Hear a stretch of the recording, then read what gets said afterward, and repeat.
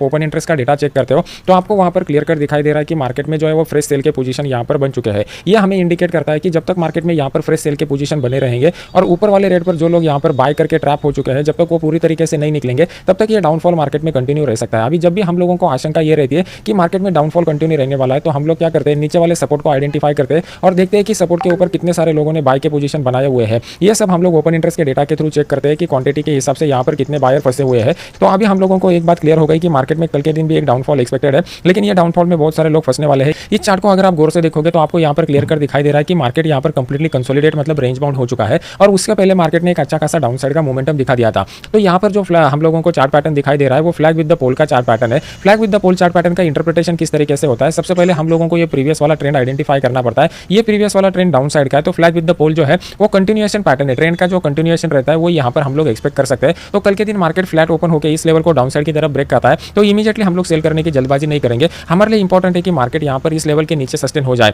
अगर इस लेवल के नीचे सस्टेन हो जाता है तो मार्केट में डाउन साइड का मोमेंटम रहने की हाई प्रोबेबिलिटी रहेगी। जिनको एग्रेसिवली ट्रेड करना है वो लोग सिर्फ यहाँ पर इंटर हो जाएंगे और जिनको कंफर्मेशन लेना है वो लोग फिर यहाँ पर इस लेवल के नीचे जब मार्केट आ जाएगा तब यहाँ पर इंटर होने की कोशिश करेंगे। तो ये पॉइंट को नोट डाउन करके रखिए कि कल के दिन ये वाला प्रोबेबिलिटी थोड़ा हाई लग रहा है। अभी कल के दिन मार्केट मान लो कि डायरेक्टली इस लेवल पर गैप डाउन ओपन होगा तो उस केस में हम लोगों को थोड़ा वेट एंड वॉच की मोड में जाना पड़ेगा और यहाँ पर देखना पड़ेगा कि प्राइस एक्शन कहाँ पर बन के आ रहा है। जैसा मैंने आपको बताया ये वाला लेवल हमारे लिए बहुत क्रूशियल लेवल है, क्योंकि अगर आप हिस्टोरिकल डेटा देखोगे तो इस लेवल से एक बड़ा बाइंग हम लोगों को इनिशिएट होता हुआ दिखाई दे रहा था। तो इस लेवल के हिसाब से हम लोग यहाँ पर ट्रेड करने की कोशिश करेंगे। अभी मार्केट में अपसाइड का सिनेरियो अभी भी कोई भी नहीं दिखाई दे रहा है। तो कल के दिन अगर मार्केट को अपसाइड जाना है तो सबसे पहले टाइम एनालिसिस में हम लोगों को अपसाइड का इंडिकेशन मिलना चाहिए। प्लस प्राइस एक्शन में हम लोगों को लोअर चार्ट टाइम फ्रेम के ऊपर कोई भी ट्रेंड रिवर्सल वाला कैंडल पैटर्न या ट्रेंड रिवर्सल वाला चार्ट पैटर्न बनना चाहिए, तभी हम लोग अपसाइड के बारे में सोच सकते हैं। अदरवाइज हम लोगों को कॉशियसली ट्रेड करना पड़ेगा। मान लो कि कल के दिन मार्केट गलती से गैप अप ओपन हो जाता है, मतलब अगर ग्लोबल सिनेरियो हम लोगों को कोई पॉजिटिव ओपनिंग दिखा देता है तो ऊपर की साइड में ये वाला जो लेवल है ये हमारे लिए इंपॉर्टेंट लेवल निकल करके आ रहा है 19,955 का। इस लेवल से मार्केट रिवर्स होने की हाई प्रोबेबिलिटी यहाँ पर दिखाई दे रही है। तो यहाँ से अगर मार्केट रिवर्स होता है तो फिर हम लोग क्या कर सकते हैं, मार्केट में यहाँ पर डाउन साइड का मोमेंटम एक्सपेक्ट कर सकते हैं। ये one of the high probabilistic trade कल के दिन के लिए निकल करके आ रहा है। अभी देख लेते हैं कि मार्केट में बैंक निफ्टी हम लोगों को क्या इंडिकेट कर रहा है। अभी आपके सामने मैंने बैंक निफ्टी का स्पॉट का डेली का चार्ट लगाया हुआ है। आज के चार्ट का इंटरप्रिटेशन पहले करने की कोशिश करते हैं। इनिशियली मार्केट ने जो अपसाइड का मोमेंटम दिखाया, ये अपसाइड के मोमेंटम में जितने भी लोगों ने बाय किया रहेगा वो सब लोग यहाँ पर ट्रैप हो चुके हैं और उनके ट्रैपिंग की वजह से मार्केट ने दोबारा डाउन साइड का अच्छा खासा मोमेंटम दिखा दिया है। तो ये सिंगल कैंडल हम लोगों को एनालिसिस ये बता रहा है कि मार्केट में डाउन साइड का प्रोबेबिलिटी सबसे ज्यादा है। तो हम लोग क्या करेंगे, कल के दिन डाउन साइड के मोमेंटम के लिए एक लेवल ड्रॉ करके रखेंगे और जैसे ही मार्केट इस लेवल को डाउन साइड की तरफ ब्रेक करेगा तो हम लोगों को मार्केट नीचे आता हुआ दिखाई देगा। लेकिन यहाँ पर एक बात गौर करके रखिए कि नीचे की साइड में ये वाला लेवल हमारे लिए क्रूशियल सपोर्ट लेवल की तरह काम करेगा। क्यों काम करेगा, अगर आप देखोगे तो इस लेवल को मार्केट ने मल्टीपल बार रिस्पेक्ट किया हुआ है। तो जब भी मार्केट इस लेवल के करीब आएगा ओपन इंटरेस्ट का डेटा देख के हम लोगों को पोजीशन बनाना पड़ेगा।